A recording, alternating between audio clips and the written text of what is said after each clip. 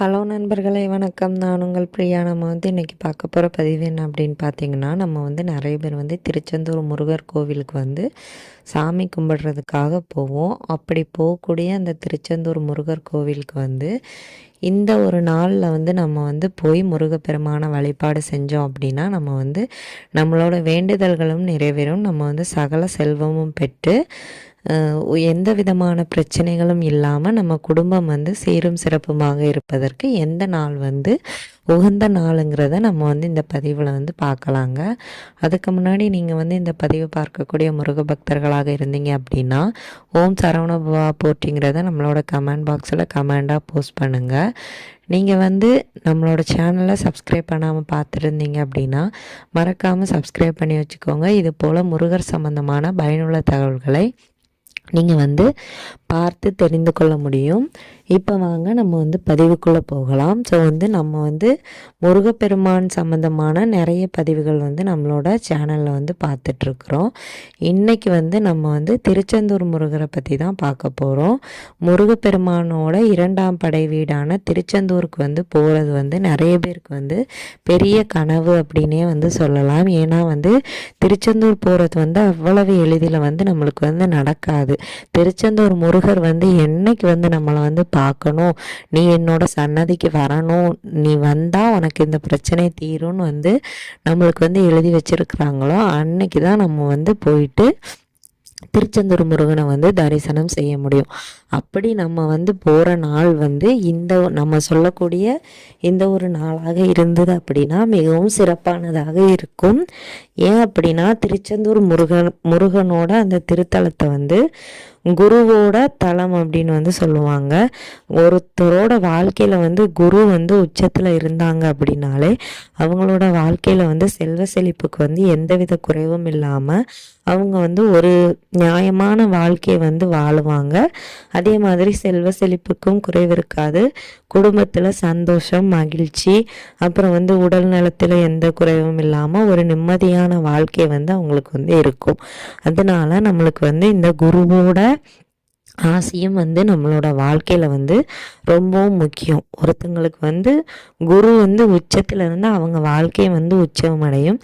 அதே மாதிரி குரு நீச்சத்தில் இருந்தாங்க அப்படின்னா நம்மளோட வாழ்க்கையில் நம்ம நிறைய கஷ்டங்களை அனுபவிப்போம். ஸோ அதனால் நம்ம இந்த திருச்செந்தூர் போகிற அந்த நாள் அந்த குரு பகவானுக்கும் உகந்த நாளாக இருக்கணும்.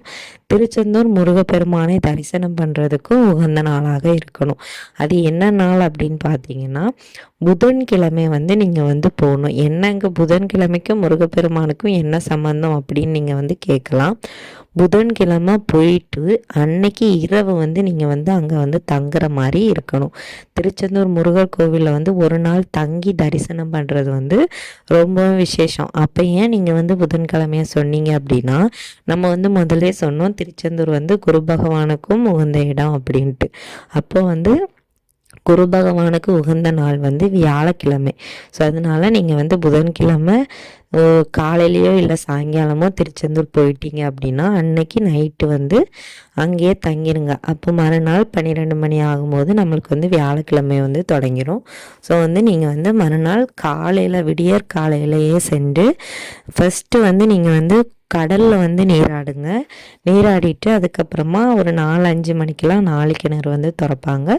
அதுக்கப்புறமா 4 கிணறுல போயிட்டு நீங்கள் தீர்த்தம் விட்டுட்டு அப்புறம் தூண்டிகை விநாயகர் கோயிலில் போயிட்டு அவரை பார்த்துட்டு அதுக்கப்புறமா அந்த மூவரோட ஜீவசமாதி திருச்செந்தூர் கோவில் உருவாக காரணமாக இருந்த மூவர் ஜீவசமாதியில் போயிட்டு அவங்கக்கிட்டேயும் வேண்டிக்கிட்டு நீங்கள் அடுத்து முருகப்பெருமானோட காலை தரிசனத்தை பார்த்துட்டு அதுக்கப்புறமா நீங்கள் கொடிமரத்தில் இருந்து உங்களோட வேண்டுதல்களை சொல்லுங்கள்.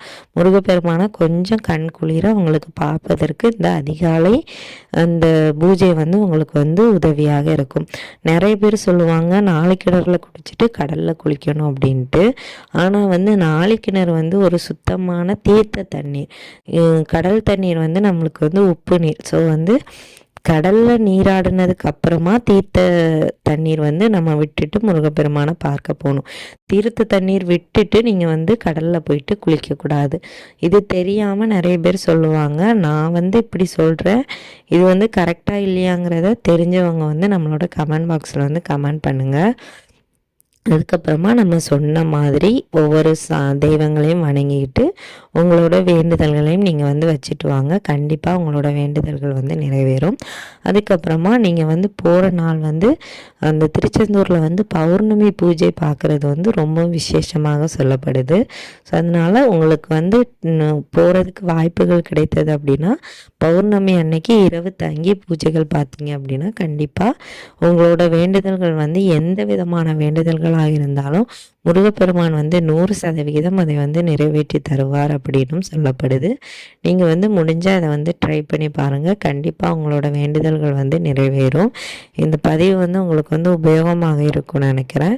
உபயோகமாக இருந்தது அப்படின்னா லைக் பண்ணுங்கள். உங்களோட நண்பர்களுக்கும் இந்த பதிவை ஷேர் பண்ணிவிட்டு நம்மளோட சேனலை சப்ஸ்கிரைப் பண்ணி வச்சுக்கோங்க. இந்த வீடியோவின் முழு பதிவை பார்த்த அனைத்து முருக பக்தர்களுக்கும் மிக்க நன்றி.